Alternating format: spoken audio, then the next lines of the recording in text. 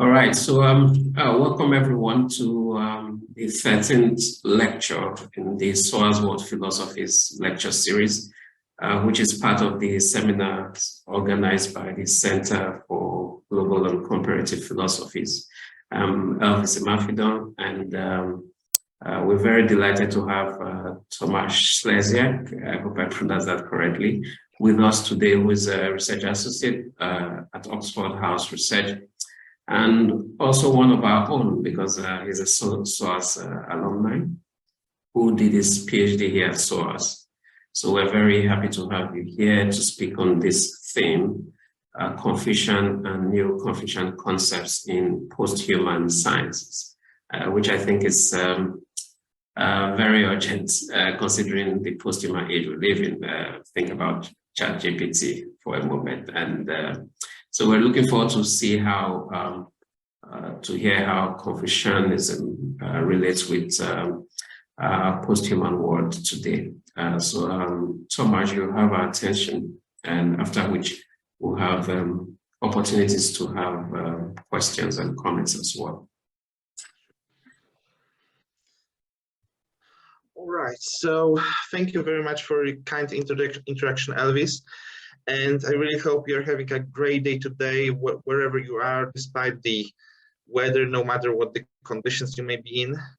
And I hope you will be at least slightly interested in this somewhat arcane combination of concepts I will talk about today, which is actually not that far away from, well, how should I describe it, canonical type of research, because my interest in post-human concepts actually is partially resulted from my doctoral dissertation, which I did at SOAS, which concerned the determinants of social mobility and social stratification in the late Joseon Korea and the influence Confucianism had on those aspects. And of course, since the other, the non-elites, the impoverished people, the people not in the explicit upper echelons of society, were the main subjects of my research, it's not that far away from the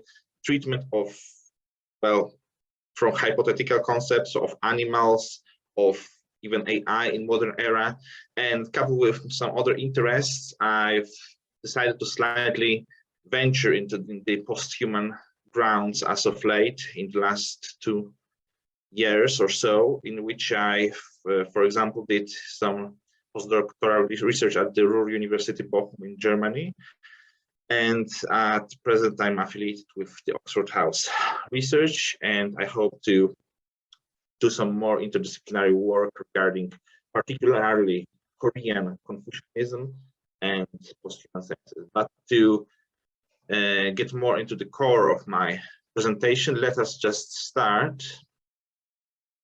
Yeah, with the brief description of what precisely are post-human sciences. So firstly, you may have the idea of humanist sciences in mind. That is the sciences, or the, more broadly speaking, the field of inquiry that treats the humanity, human individuals, and other human-related issues as the center of the interests. That the humans are the core, are the centerpiece of a cultural interest. And, well, just to give the gist of it, post-human sciences, broadly speaking, strive to analyze and even criticize this prevalence of humanism within the well, not just academia, but also in popular social attitudes around the world, and so on. So it's definitely a contestation of humanism and the methodologies in which humanity plays a central role. And one of the main parts of this inquiry is precisely how humanity did start, and whether it is still plausible to treat humanity as part of the main narrative. So starting from the Enlightenment era in late 17th and from early 18th century Europe, the idea of humans, for example, being created, being an explication of the creative act of God, some supreme deity, has been criticized on scientific grounds. Then came the idea of, and well, not just idea, the currently proven the scientific reality of evolutionary processes. And no matter how we look at it, we humans are the only beings so far on the planet capable of creating a civilization, the works of culture, the works of all sorts of creative works that other beings, no matter how, I mean, intelligent vis-a-vis the modern scientific standards are. So there's of course a lot of bias regarding the domination and the power and the creative influence of humanity. But nevertheless, despite that fact, the posthuman sciences, the broader field of posthumanism, decided to, roughly from the first half of the 20th century, to question the capabilities of humanity. It originally started with the wider trend of postmodernism, which concerned itself, as you probably know, with contestation of modernity and of the meta-narratives, like broader concepts that involved human processes, such as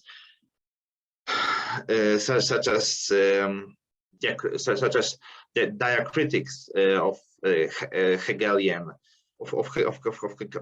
Hegelian sciences. So first it was postmodernism, which some of the main actors were the Frankfurt School, Derrida, Foucault. About Foucault, I will mention his influence on posthumanism a little bit later. But now let's just keep the gist of it, that the influence of mass genocide of Second World War heavily influenced not only the postmodernism but also posthumanism, because after all, how can we put the humanity in the center of our inquiry if humanity, despite all its culture, has such capabilities of the destructive capabilities against nature, against its own members, against states, against each other, and so on. So in the sense, definitely there has been a trend in philosophy and science to see how much humanity can truly develop, what can be done to improve the bodily and mental and even spiritual conditions of humanity, what can be done to improve humanity, starting from such unethical goals such as eugenics conducted by totalitarian regimes, and following through different sorts of transplantation experiments into more balanced, into more well thought and ethical experimentation on getting on cancer, on hybridization, things that are just still difficult to digest by many people, but nonetheless are the core of not just general but also transhuman progress. Transhumanism especially is one of the main branches of posthumanism, and it directly aims towards transcendence of human condition. Some branches or some other branches of posthumanism completely try to deny human agency, human prerogatives, human capabilities as presented by traditional narratives, and those branches are non-humanist and anti-humanism.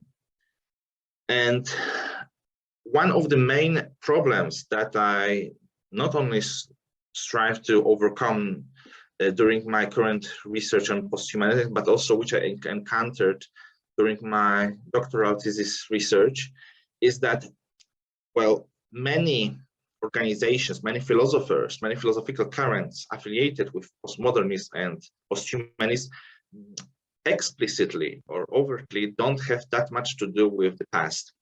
That is, they strive to criticize the situation they find on the ground, broadly speaking, and the events that took place, at least in the scope of a few decades maximum, relative to this activity of this school of thought.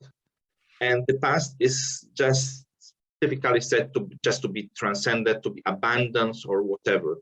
The concern with the past per se, the past centuries, is typically not within the scope of interest of transhumanists. But as you may see through this very telling quotation by Francesca Ferrando, who is one of the foremost posthuman sociologists in the world and the head of the Global Society of Posthumanism, she said this: transhumanism problematizes the current understanding of the human not necessarily through its past present legacies, but through the possibilities inscribed within its biological evolution, and in particular its physical and cognitive enhancement.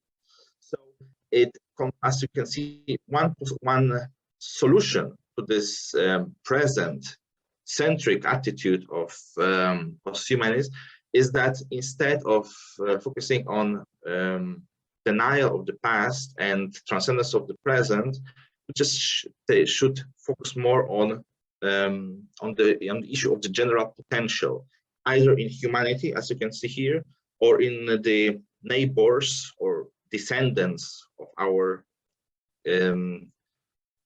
creation. So now our neighbors, that is animals, plants, alternative intelligence such as fungi, networks, and also the AI we create. So that's one of the opening points. And having cleared this stuff out, we can now move forward again to the topic of Confucianism. I just have to say that I will not focus extensively on the history, on all the past details of Confucianism, because it's simply not something that forms the crux, that forms the core of my research plans, and it's not a topic that's, well, all that exciting. And I will just, instead of that, I will focus on the very pertinent question to the issue of posthumanism. Specifically, must Confucianism be treated as either a relic of the past, or is it alive? And if it's still alive, then in what manner? Firstly, to those of you who are interested in the history of ideas in China and East Asia in general, one of the main important points is definitely the prevalence of rites, of rituals, and ritualistic conduct within Confucianism. Confucius himself, well, regardless of whether you think he was the true founder of the doctrine, or as he himself said, he was just a continuator and an person who ordered the literary standards to make this literary heritage more coherent. The rituals for ancestors, for seasonal occasions, and for different kinds of spirits of heaven and earth definitely form the main part, the most visible part, beyond families and so on, of the doctrine. And of course, the question is, who conducts those rituals nowadays and how often? We sometimes need to investigate polls and other official data from, for example, China, Japan, and in my case, which I specialize in Korea. And in the last few decades, the presence of Confucianism in the official religious or faith polls was noted to be approximately 1% or even lesser in Korean society. That is the number of official adherents, of people who proclaim themselves to be adherents to Confucian philosophy or religion, was approximately 1% or less. So that's definitely one of the things that comes to mind. And the limitation of the scope of ancestral ceremonies and of seasonal ceremonies to two past generations, two generations that is the grandfathers and grandfathers from the 1980s in South Korea, also definitely influenced the actual scope of practice of this tradition. So, in short, the only people who conduct those rituals are typically traditionalists, if not conservative lineages, clans that still maintain those traditions, and this scope of participation, this widely speaking interest, is moreover decreasing in the recent years. The next point about the status of Confucianism is the question of how is it called nowadays. There are traditionally different terms for Confucianism: the study of the way, of the nature and the principle, the study of Chuja, I mean, in Korean sense, Chuja, that is the studies of Chushi's teachings, and so on and so on.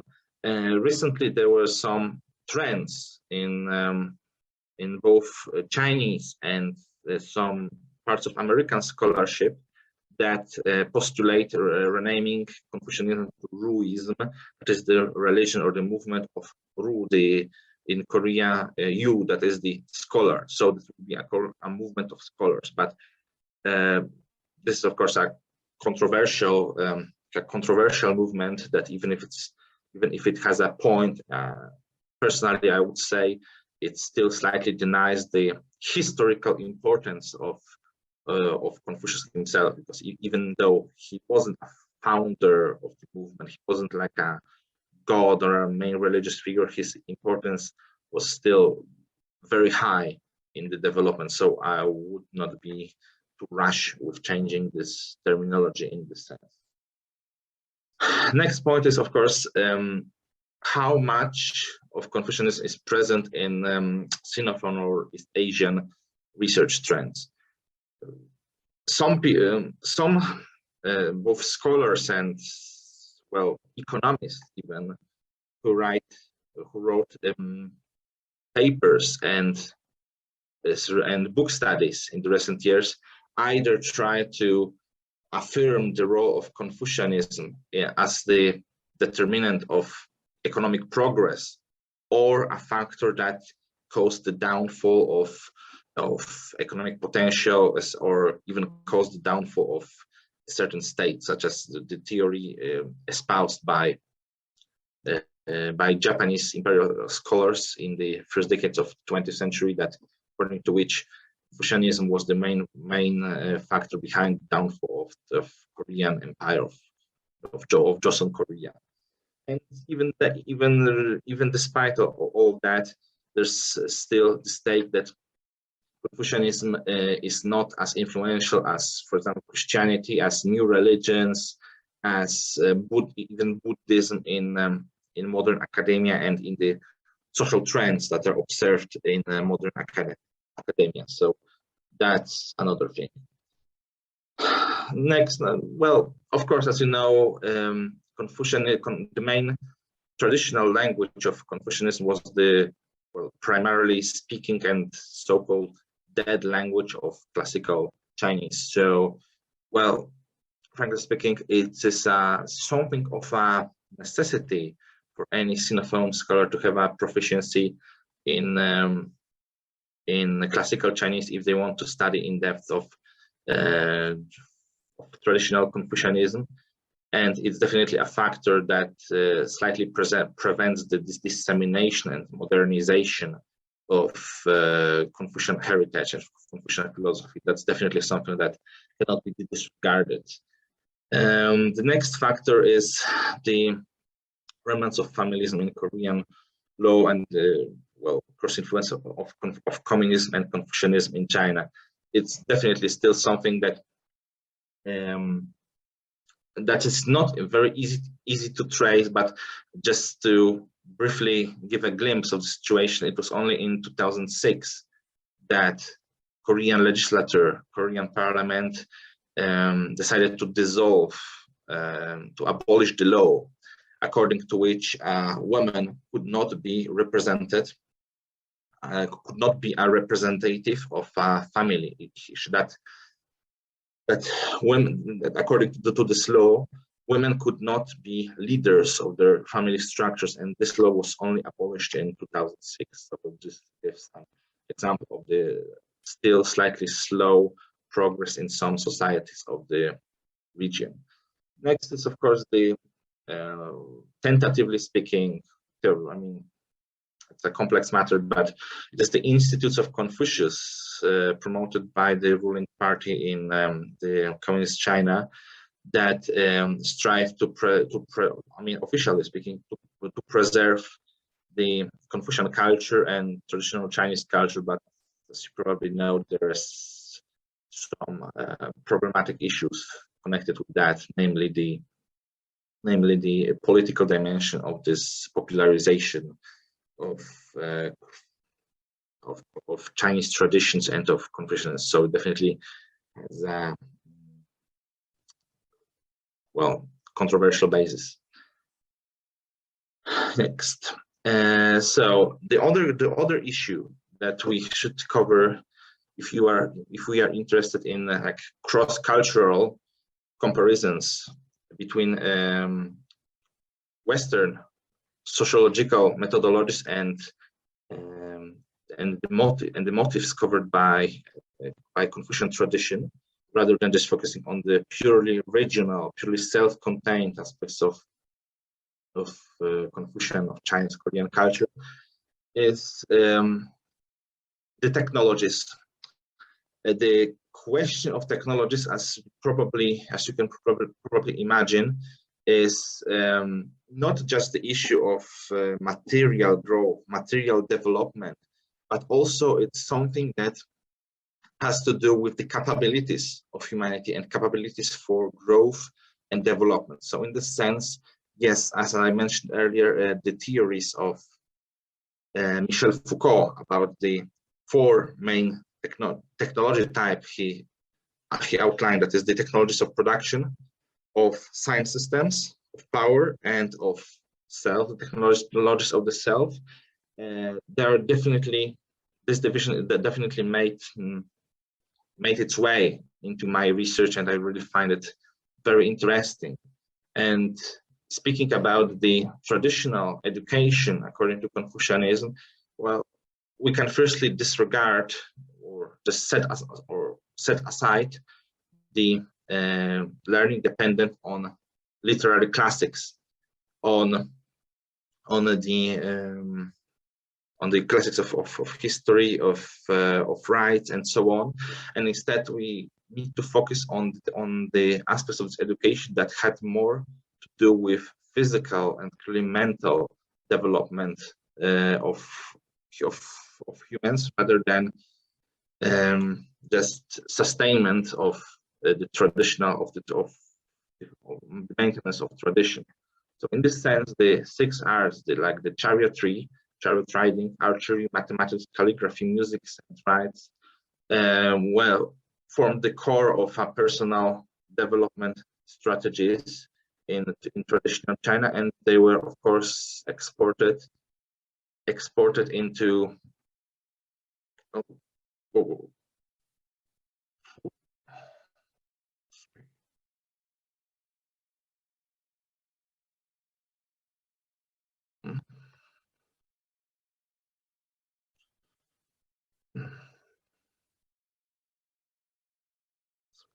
something.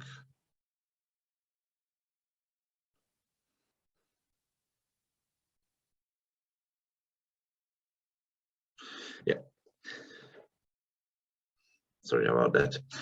So those are definitely the strategies of personal development, personal growth, through which humans could achieve this increased mental capabilities and their physical ones. Because as you probably know, in China and in Korea or in Japan, the ruling class of Confucian scholars was somewhat impractical, broadly speaking. That is, such domains as economy, as technical expertise, medicine, and so on, they were thought not to contribute towards towards moral growth. And in this sense, there was a very clear discrepancy between those technicians, that is the Chungin, the middle class in Korea, and their analogs elsewhere in the region. And it was those technicians that strive towards the sciences, that they strive towards the development of actual interest in the wider world, rather than continuation of traditions per se. And it was in the late 19th and early 20th century that the main proponents of Confucianism, those Junzi scholars or Guncha in Korea, were seen as very backwards, reactionary, due to their lack of interest in the engagement with the wider world, though, as I will note further, there were certain exceptions. So in the end, the selective utility of Confucian motives by authoritarian or totalitarian establishments, including in the military regime from 1960s in South Korea onwards, some of those aspects of control of adherence to the power of the ruler, to the edification schemes and so on, those motives were exploited by successive governments in the region, such as the government of General Park Chung-hee in Korea. So, in the sense, not much of purely scientific approach, rather than tradition, remained in popular discourse on Confucianism. So, as you can see, there was a definite tension between those who strove to maintain the Confucian tradition and those who strove to go a bit more further in their interest in the technical expertise and in the natural world. So, more specifically, if we had to make a tentative connection about the ways in which Confucian philosophical discourse had intersection points with posthuman sciences, with posthuman studies, I'll just briefly note this certain trend in Korean philosophy, Korean Confucian philosophical heritage, that included a wider focus on non-humans or on beings that are not within the center of typical social philosophical inquiry, namely the Horak debate, conducted by scholars from southern and northern regions, of central and southern regions of Korean Peninsula, was a slightly more pragmatic continuation of the 4-7 debate, that is the debate about the 4 beginnings and 7 emotions, more specifically about those, about whether human nature, whether emotions existed originally before the human nature was aroused. That is in Korean called the doctrine of Mibal. And Horak debate was the continuation of that in the 17th and 18th century. And just to keep things briefly, one of the main participants of this debate were scholars Han Won-jin and Yi Kan. And at one point, Han Won-jin made a very important conclusion, that tripartite division of living beings. that is, firstly, at the most basic level, all beings stem from the supreme ultimate, in Chinese Taiji, in the Korean Taegek, that is the source of both yin and yang in the universe, of all 5 elemental changes, and of the so-called 10,000 things, that is the all things that exist. And on the second level, all beings are divided into separate species, the species of plants, of animals, of humans, and so on. And at the third level, all beings within the same species are separated by traits. So in this sense, we have an affirmation that within a human society, within human species, there are people with different characteristics, physical deformities, higher or lower mental capacities, and so on. And Han Wonjin's division definitely affirmed that, as well as ultimately the same source, same origin for all beings. So that is one of the most important points within the Korean philosophy, the Korean Confucian philosophy, that has a key point of contact with modern posthumanism, or at least something, or at least the aspects of Korean intellectual heritage that can, in my opinion, should definitely be more analyzed, be more researched by not just Korean scholars in Korean studies, but also by posthumanists themselves. And eventually, in late 18th and early 19th century, slightly more focus started to be given towards the understanding of the natural world, the real problems at hand. And this was exemplified by scholars from the wider trend of Sleziak, that is the practical learning or real learning. And the famous Jongyak-yong Dasan, whose coincidentally strong connections with familiar connections with the early supporters of Christianity in Korea made him a subject of different analysis. Dasan, he tried to counter the formerly popular trend within Confucianism of comparing animal behavior with human virtues. That is, some Confucian scholars believe that animals are different, are lower in position compared to humans, because their quality of material force, because the quality of qi is more turbid, more chaotic than humans, and so they have, relatively speaking, more difficult access to the heavenly principle, to the source of all things, and so their moral capabilities are fragmentary. So, for example, Confucians used to say that wolves, for example, have a love for their children and for parents, like bees have righteousness and so on, but that only this is the fragmentary application, fragmentary presence of those moral values. So Dasan Jongyak-yong tried to put stop to those comparisons, and he instead advocated for a less comparative, less analogical attitude. That is, every animal has its own traits, every species has its own characteristics and behavior, and none of them have any remote similarities to what humans consider moral values. So that is one of the key points of this famous representative of the trend of practical learning. Next, as I noted earlier, the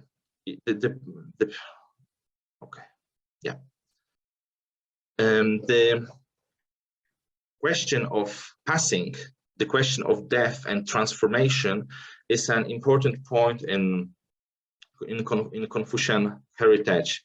That is not just the death and its affirmation through mourning and ancestral rituals, but also the affirmation of the importance of changing of seasons, the exchange of energy, the five agents of change, 5 elements, and the interconnection between yin and yang. This kind of process-oriented philosophy was important to Confucian culture, in Confucian heritage. And from the modern point of view, of course, we don't have like scientifically affirmed truths about what happens after death, whether there's any sort of existence for humanity, whether spirits or ghosts really exist. According to modern science, the answer, of course, is so far is no. But even in such a relatively pragmatic, not pragmatic, but conservative ideology of Confucianism that focused primarily on the here and now, death was an aspect of social change. It was strictly connected to the life of families, the ethical development, of the growth of communities, and so on, because the rites conducted for the deceased people, for the dead, for the ancestors, had important role to play in social stratification and the moral education. And of course, in some parts of East Asia, it is not always easy to pinpoint whether something such as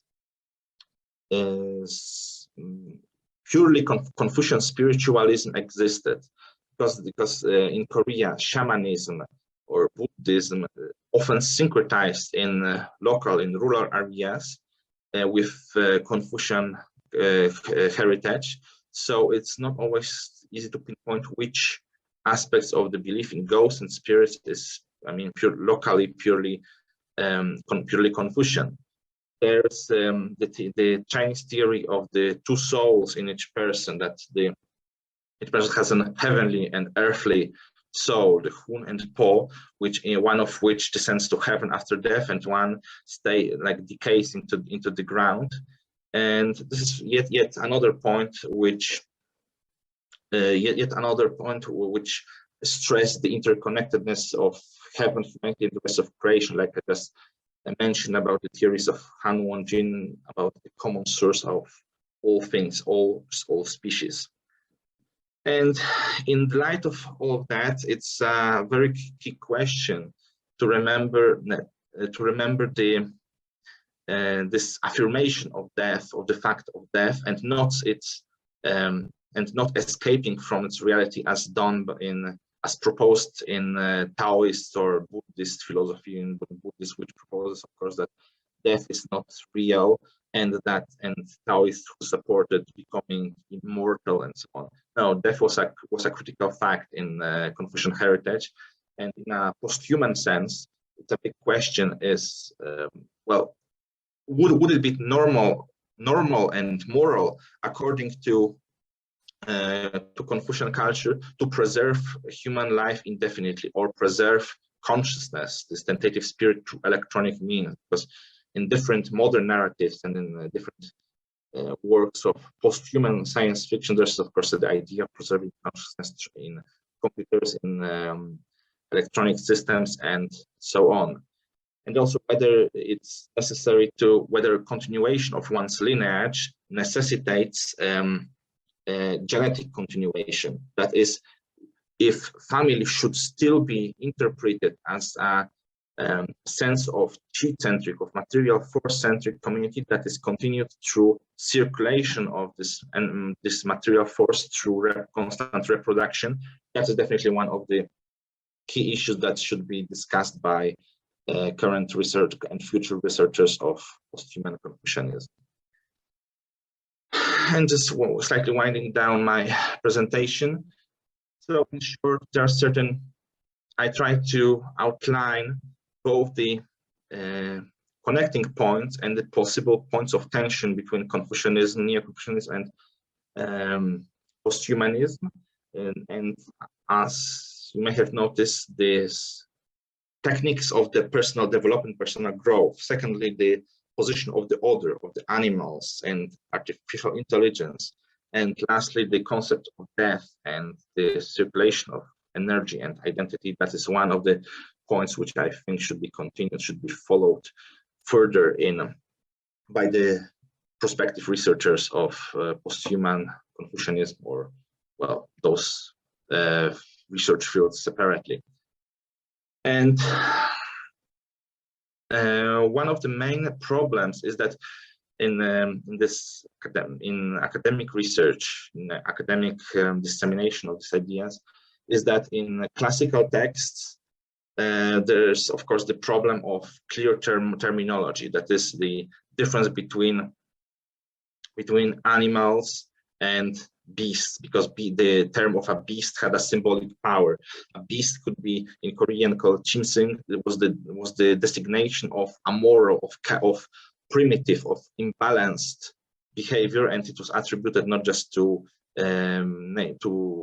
animals themselves, but also to barbarians, to people who were not interested in personal development, in self-reflection, in growth, and so on. That's one thing. And of course, there's still a rather underdeveloped field when it comes to scholars who actively engage in those in this field, and only mostly German scholars such as Rolf Sterks and Heiner Retz focus on the animals, on the position of the other in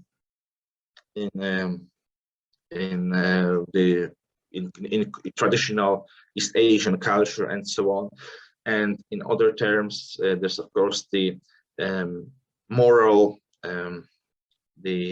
moral imperative as advocated by Kant, the aspects of posthumanism and transcendence of humanity as devised by, described by Nietzsche, the Weberian and Frankfurt schools theories on also on human progress, and of course there's critical theory by Derrida and the aforementioned Foucault, but those are merely the points of reference and points of comparison. It's not like there's specifically literature devoted to more in-depth, more directed study of Confucianism in post-human context, or post-humanism in Confucian context, or vice versa. So I would say that I am slightly alone in this in this endeavor, and I just hope that the future researchers will become as interested in these topics as I am. And definitely much work is needed to bridge this gap between the studies of pre-modern philosophy, the what is considered the modern progress, and the critique or contestation of postmodernity in terms of transposed non-human studies. And while the Confucian gentleman, the Junzi or Guncha, may definitely be considered like a blueprint of personal development, I mean, the methodologies of quiet sitting, of self-examination, self-reflection, and the aforementioned 6 arts, of course, they may be imitated by those who strive to create the ideals of Confucian growth, Confucian anthropocentric philosophy. But of course, in modern era, it's of course not. It's neither an imperative, nor it's something that is easy to do. And there's of course the question of the long-standing question of the progress versus traditionalist values. It's not. It's this tension between older and newer generation. It's not a subject for sociological work per se, but it's by itself a factor that may, I mean, prevent both the modernization, as I would say, of or innovation of Confucian heritage into the modern era, and the application of new thought of post-human thought into this heritage. So that's one thing. But as some of you may know, there were different strategies present in Chinese and Korean cultures that tried to answer the challenges of applying Confucian heritage into the modernity and in the future. And of course, feminists, as I've mentioned earlier, of course, might protest the anti-female, the heavily masculinized aspects of Confucianism and the segregation between genders in traditional Confucian societies. The Korean Independence Club, along with those aforementioned Japanese imperialist scholars, they also strive to juxtapose the Confucian culture, Confucian heritage against the modernity, against, well, the development of human body and sciences, and with varying results, as you know. It's sometimes the critique of Confucianism, of traditions, led to very inhumane experiments in the name of modernity and in the progress. And in China, such scholars as Feng Youlan or Mo Zhongshan, who also try to accommodate Confucianism in the modern era and even create blueprints for a new society in which Confucian values would function. That is in Korea, this trend was known as Shin-Yukyo, the new Confucianism. That is also one of those points of contact with postmodern and also, widely speaking, post-human progress. So there's, as I said, despite the issues of few academic currents openly engaging with post-human interpretation of Confucianism, there is still much activity in the seemingly unrelated fields, but that nonetheless provides some clues as to the modern and future reception of Confucianism in like a transformative, in transhuman and wider sciences, and in the wider contestation of anthropocentric, of human-centric narratives. With that, I would like to finish my presentation. Thank you so much.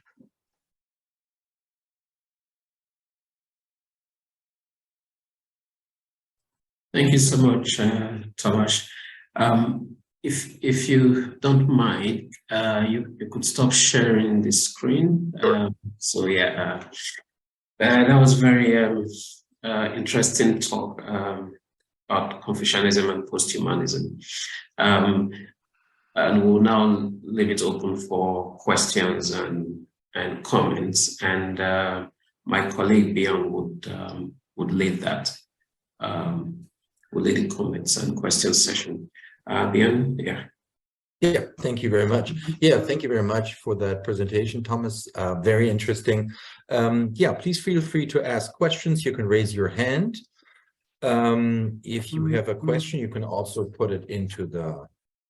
Oh, did I lose you?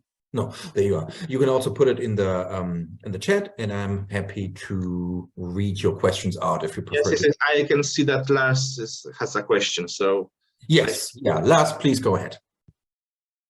Yes, well, thank you very much. This was both familiar and new territory for me, so I'm very happy to have been able to participate in this. You talked about your critique of the Ruist interpretation of Confucianism, and of course, I'm familiar with Lauren Pfister's work, who's very much one of the, well, on the historical side, who argued this point. But perhaps there's a difference between the Chinese and the Korean interpretation of the figure of Confucius in historical terms. So, not, of course, before Kang Youwei, because Kang Youwei from that time onwards, it assumes a different function. I wonder whether you can concur that there's a difference, a fundamental difference between let's say at least the 19th century Korean and Chinese types of Confucianism. Yeah, because yes.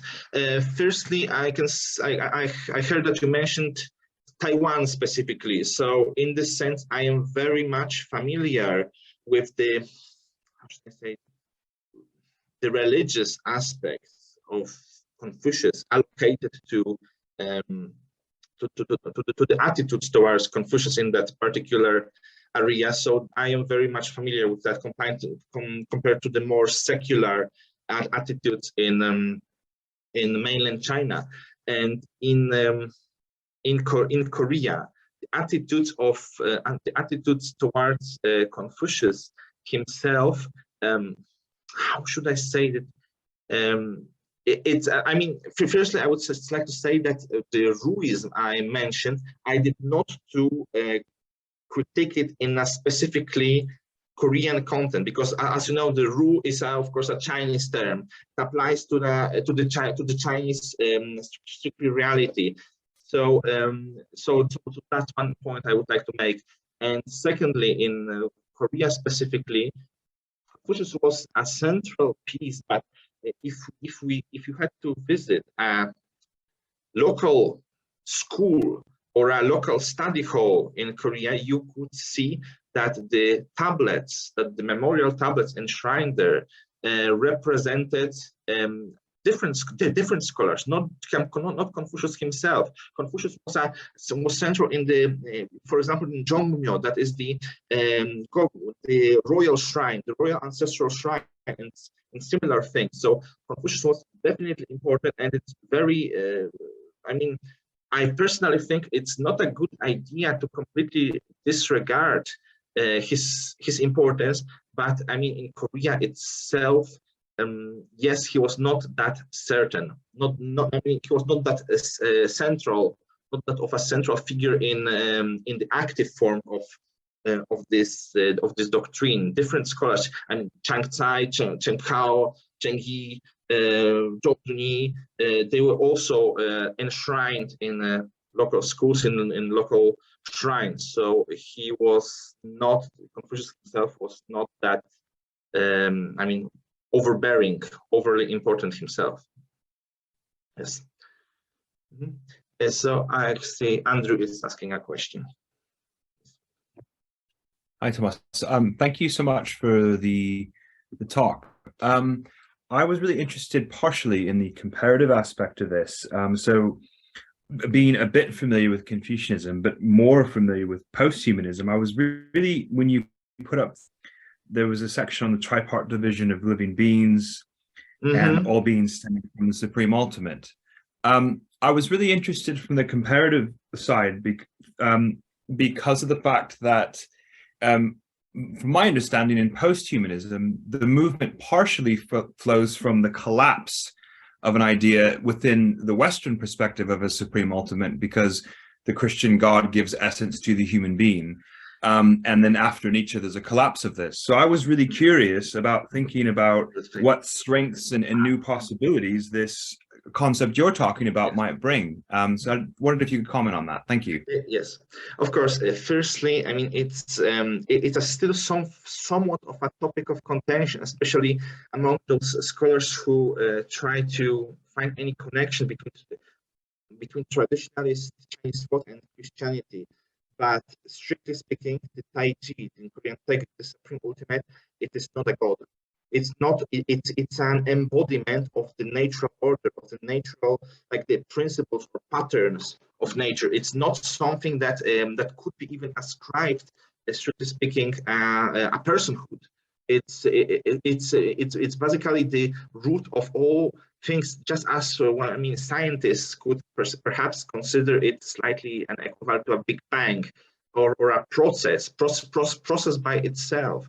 So in this sense, I mean, originally it was, I mean, even before the domination and transformation from Confucianism into Neo-Confucianism in China in the 10th, 11th, and 12th centuries, there was an idea that firstly from the supreme ultimate come the yin and yang, that is the male and female principle. I mean, male and female like the aspect, then the so-called 5 elements, and together in the interactions between them create all that exists. So it's like the basic constituent parts of reality come from the same source. And Han Wonjin in the discourse in the 17th and 18th century Korea tried to refer that in his dialogue with his colleague and opponent Ikan, because most of those discourses were about the validity of interpretation, whether he or she, whether someone like followed the orthodox line on interpretation and so on. And so Han Wonjin was actually his classification was not truly new as far as the history of philosophy of Confucian philosophy was considered, but the way he put it into his word was very concise, and this was apparently the first time this tripartite division of all beings was articulated so clearly. But yes, if you had to refer to a question per se, it's definitely the supreme ultimate. It's not a god. It's not a creative actor. It's nothing truly personal. Thank you very much. Let me read out the question by Elvis. Yes. Can the human really be decentered? Is post-humanism really possible, considering the post-human is still shaped and forged by the human? Is it not the case that we are really decentering?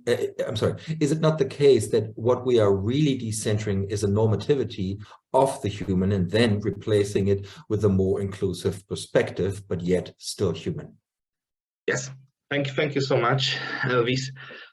Firstly, rather than just referring to my own field of work, I'll just like to cite this common controversy that you might find interesting, is the transformation of our attitudes towards our own evolutionary ancestors or our evolutionary cousins, because just 100 years ago or so, we were the society and academia at large considered how should I say that, Neanderthals to be as far from human as possible, that they were basically close to monkeys, while the recent research simply proves that the intermarriage, the genetic interchange, and the cultural capabilities, that they were basically not very distinguishable from humans, and in many ways surpassed them intellectually in terms of their brain size and so on. So we firstly, I mean, if I had to describe this purely philosophically, Confucianism itself did not seem, of course, due to this lack of scientific progress, consider the possibility that humans, the proponents of these ethical values of the ancestral worship and so on, were actually the fruit of a previous species. There were, of course, different creation myths and so on, and that's one thing that we have to consider when interpreting the past. And so, human as a creator of values and of the notion of progress, of post-human progress, is, in my opinion, a slightly like a misjudged perspective, because what is considered human changes according to the development of science and on the changes in popular perception. So who's not to say that we, considering ourselves humans, won't be judged like either a primitive monkeys or as just one stage in a wider, more broader development of some kind of species. So I would like to apply a slightly careful measure of of humanity, and I would not have any particular concerns about the idea that as you wrote, Elvis, the concept of a posthuman is still shaped or forged by a human. I would just think in terms of relativism and in terms of steps that are both in our understanding of each other and of our past and of our future. And I would like to say that depending on socio-political perspectives and on the continents and on the areas where specific attitudes were formed, the idea of humanity and what constitutes a human can very, very drastically change. So I really don't think the connection is between the idea of posthumanism and the us as so-called humans as creators of this idea is such an important or such a problematic thing. It's something situational and something very, very relative.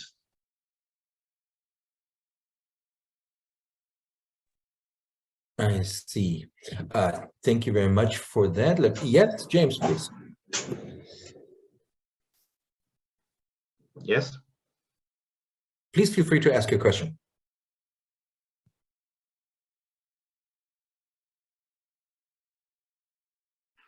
You had your hand up, James. This is why I thought you'd have a question.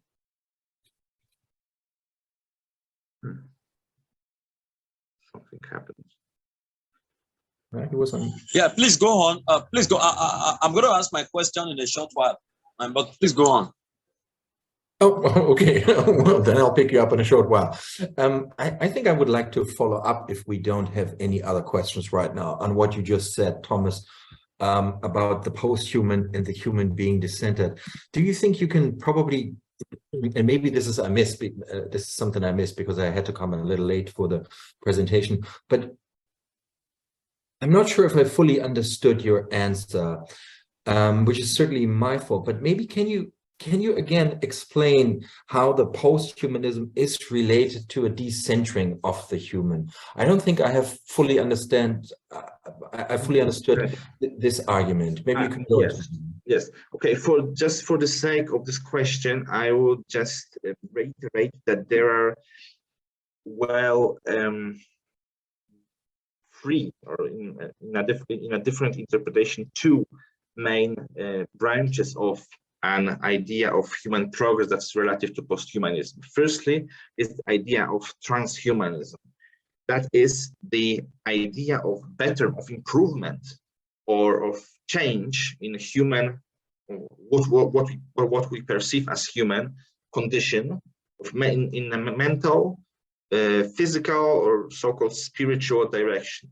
And the second branch is non-humanism or anti-humanism, which more specifically strives to deny either the validity of humanity as it exists, or as a linguistic, as a cultural, scientific construct, and instead simply it focuses on either our neighbors or our futures, that is on animals or on artificial intelligence, and strives not to focus on like purely human-centric narratives in the future. It even strives to deny the importance and even the existence of humanity. And so posthumanism, as a wider field of contestation of humanity, has those multiple branches.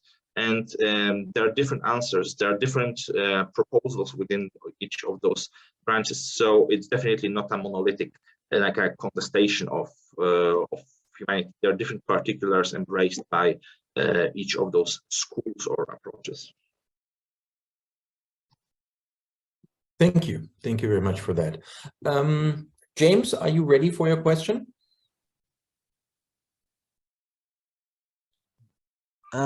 Sorry, if it's not ready, can I go? No, I didn't put up my hand. Yes, yes. Oh, I didn't see that, Peter. Sorry. Yeah, of course you can go. Yeah. No, I said I didn't put up my hand. I just wanted to there's something Tomasz just said that got me thinking. If we are talking, I mean, I have not really neck deep into the posthuman and transhuman discourse yet, so you can pardon me if my question is out of point. But I was just thinking, when we talk about posthuman, transhuman, is there? Would you say there is an assumption that the human is static, something fixed, such that what we talk in transhuman, like the spiritual, whatever would constitute the transhuman or the posthuman, is not possible within the human, such that we see the human as the human conditions as something evolving. It's not necessarily static, such that because when you talk about posthuman, for me it appears to be that the human is static or is defined by what is not present, what will not be present in the posthuman or transhuman, but is now present. So it's going to be transcended, or if you like. So I don't know if you got my question. Yeah. So has there always been this assumption that the human is static? And if that assumption is there, is that not mistaken? Is that shouldn't we begin to interrogate whether what makes up the human is something static, and then we can begin to talk about the post or the trans. Thank you. Firstly, from a purely psychological point of view, not just covered by philosophical discourse or the scientific inquiry, the idea that humans are either in some way transient in their existence or weak or lacking some characteristics is, I think, something very common to multiple currents of different cultures. For example, in different strands of Christianity, so I recently discussed this with my cooperators, there has been a trend, especially in medieval era, of reconstruction of the original humanity, in the sense of spiritual capabilities. Like in Christianity, the idea that humans were, well, exiled from paradise because they are flawed, morally, ethically, and so on. And so in the 12th or 13th century, there were different debates, including the Tomasz Aquinas, about the validity of how we could improve the flawed nature of humanity and return to the ideals of the past. In Confucianism, in my own research, there was still something similar, because they focus on the models of the past, on even primordial rulers and scholars, such as, in China, the Yellow Emperor, the Yao, Shun, the Yu, the moral exemplars of the Shang and Xia dynasties.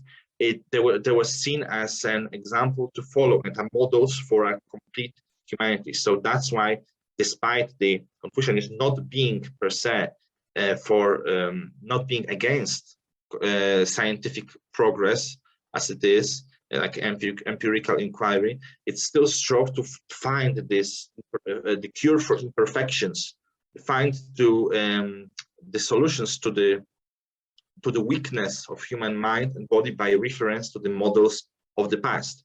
So that's one, like the Confucian attitude of looking forward while walking forward while constantly looking back for the ideals of the past.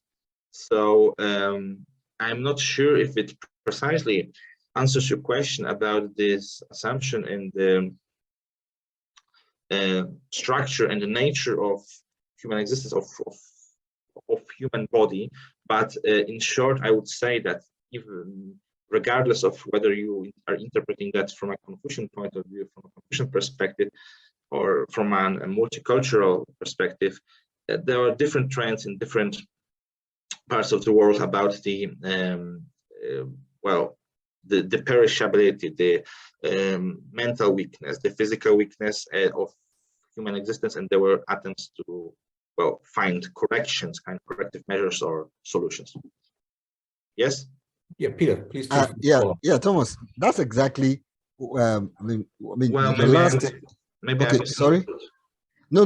Your response is quite apt.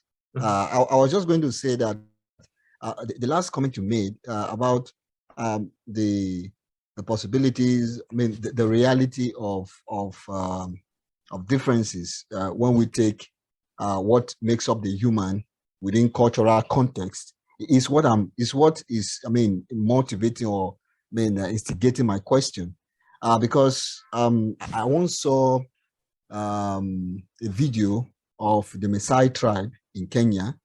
You know, this tribe, because of perhaps what they're exposed to earlier on when from kids, they could leap in one point up. I mean, they could leap, you know, to a height higher than maybe a story building, if you get it. So when you take, so my point is, I mean, that's on the physical level of what a human is, but I mean, I can't do that.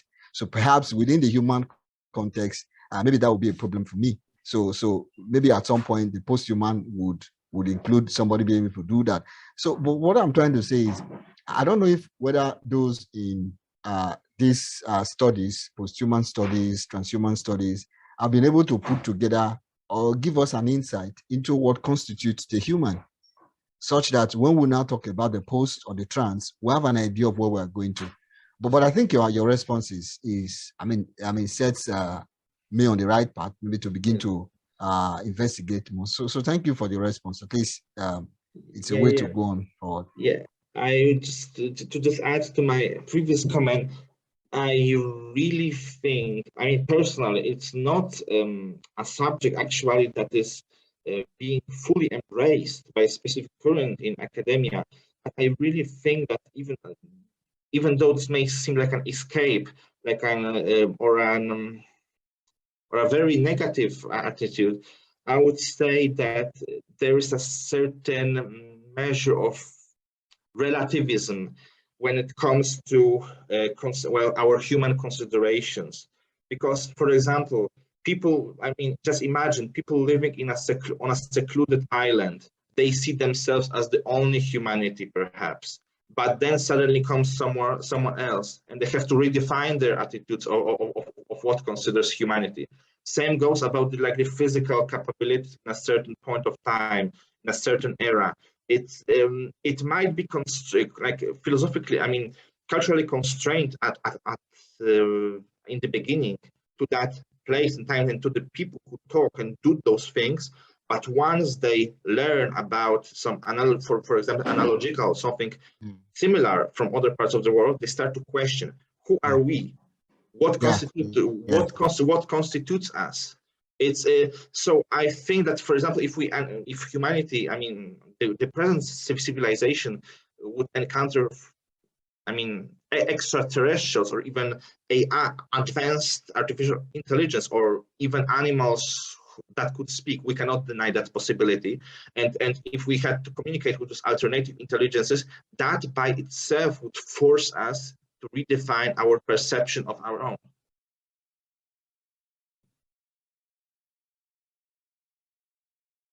If that satisfies you, then yeah. Thank you, Tomasz. Thank you. Yeah, just feel free to follow up on it, Peter, if there's more. No, I'm okay. I get the trend of the discussion. So for me, it appears that we keep these things are not fixed yet. So we keep it. Perhaps it's a discussion that keeps going, and then nothing fixed, nothing cast an iron yet. I just wanted to quickly add an example, because traditionally, historically, China considered itself like the country of the middle, the center part of the world, and seen the center of culture and social development. But once the Europeans came, first in the 17th century, some people in China were shocked by the measure of technological progress and so on. So that was one of the first clashes that exemplified the relativism of defining oneself as a cultural being or a human self. the encounters with the other, or not necessarily post-human other, but with any kind of other, intellectual other, it kind of shapes perception. Yes, Andrew, I see. Yeah, hi. Thanks. Just kind of following up as this discussion's progressing.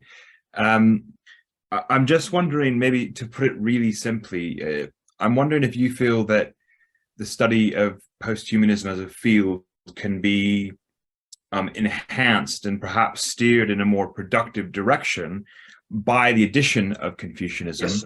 Because I think fundamentally, I mean, my reading based on what you've just said and Peter's just said is some of the pitfalls that I mentioned earlier when I talked about the concept of posthumanism as a field being predicated on this kind of reaction against the idea of a Christian God, might be enhanced by this idea of the embodiment of patterns of nature found in Confucianism. So does it expand it out in a way that provides a certain amount of freedom, and then can it be more decentered, to Elvis's point? Yes, you mentioned a point that immediately brings perspectives of Max Weber to mind, because Max Weber, in his famous, I mean, now currently rather old study, comparative study between the economic undercurrents of European Protestantism and the situation of Confucianism and Taoism in China, postulated that ironically it is this worldism attitude and the accommodation to the surrounding world, those attitudes that were embraced by Confucians, that on the one hand enabled the relative institutional and social stability of China, but on the other hand, they were not very conducive. They were not supportive towards the tendencies towards the changing of the world, changing of the improvement of the conditions. So that's one thing to consider. And if we speak about more specifically to this, to your question about the contribution of Confucian and Neo-Confucian methodologies to posthumanism, I would really say that this point I mentioned about the tripartite division by Han Wenjin is firstly the acknowledgement that all parts of the universe come from the one source, from some sort of a process, even on a purely scientific level, our constituent parts, our atoms, our chemical components come from the same source, and all the animals in all the plants, all the other beings are ultimately the fruit of the same process. And as I explained in the following slides, I also think that the Confucian idea of the affirmation of death, that is the fact that people die, and not on the the escapism into Buddhist meditation and the cutting off from society, or in the Taoist immortality, should be more of a food for thought for modern posthumanists, because it provides a certain gateway. So, for example, we die. That's a definite fact. What can we do with that? Should we maintain the natural course of action? And if so, what's the next step? Should we preserve ourselves? And also, should the fact of death mean that we should reproduce constantly to just maintain this traditionalist Confucian idea of the flow of qi, of the material force within the family? So it's not a solution per se. I must note that it's not a well defined answer to this, to any deficiencies of that posthuman sciences may have, but I think it's like I said, more of a food for thought. And also this idea, which I think I've mentioned, of largely the focus on the technologies of the self, because out of all the Foucault's type of technologies, I would say that Confucianism plays the most important of the technologies of the self, because while the focus on authorities and on the textual expertise and on the past models, past sages and worthies of the past was important, and was proclaimed through different like technologies of power, that is the institutions that propose them. I still think that the technologies of the self, that is the self working on self-reflection, the practices of quiet sitting, of reflection on one's own identity, mind, thoughts. So a balance could be achieved. So in my, not necessarily in this presentation, but in my research recently, I put a certain emphasis on posthumanism potentially adopting through its interaction with Confucianism the idea that not all ways of improving human conditions have to be contingent on external technologies, on external means. That according to Confucianism, a lot of what can transform a human into a better stage, improved stage, or even transhuman or non-human thing depends on what we do with what we have, on our own capabilities, on our own sense of, I don't know, righteousness or general moral sense. It is something that I really find striking, that Confucianism has much of this focus on Foucaultian technologies of the self. That is something we as individuals and groups can do rather than relying on machines, on electronics, preservation, biological manipulation, and so on. So, as I mentioned in my in the answer to the question of the previous querent, I think that there's much relativism constituent in any kind of post-human thought. And if we consider the Confucian idea that a firstly person develops in relationship to his or her social surroundings, to family, and so on, and on the and depending on the interactions with the wider world and on the decisions, then this self, either normal human self or the post-human self, is definitely something in flux, something that's completely changing depending on circumstances.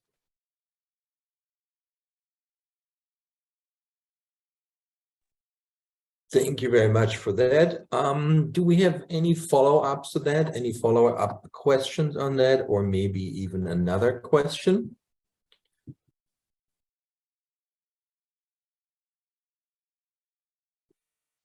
All right, then I would like to thank you very much, Tomasz, for your extensive answers. That was very interesting, a very interesting insight into a tradition with I am only very, very remotely familiar, so that's always exciting to learn about it, and especially the way you connected it to a very recent, very modern tradition. That was a very interesting overview. Thank you very much, Tomasz. Yes, I am very grateful for everyone who came here today and for the facilitators of this presentation. I'm very, very grateful. Yeah, it was a pleasure to have you here, and it was a pleasure to tap into all your massive expertise. Thank you very, very much. And of course, also thank you very much to all our visitors. I hope to see you soon again for the next talk. Thank you very much, Tomasz. Thank you. A great day, and I hope to see you soon. Goodbye. Thank you very much, everybody. Bye-bye.